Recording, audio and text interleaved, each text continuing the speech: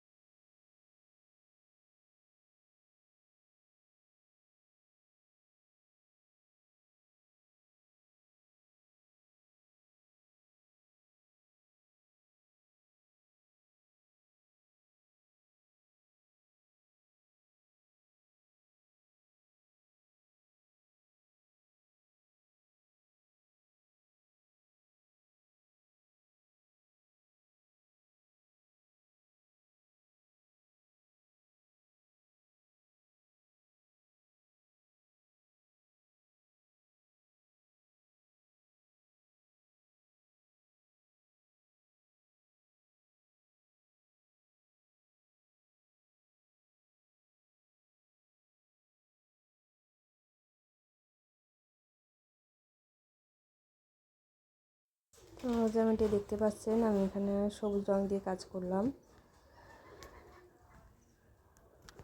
এরপর আমি পাতা ও ফুলের ডিজাইনটা করব। তো এই জন্য আমি ব্যাক সেলাইটাকে দিয়ে নেব। এরপর মাঝখানে আমি সাদা রংটা দিয়ে দেব।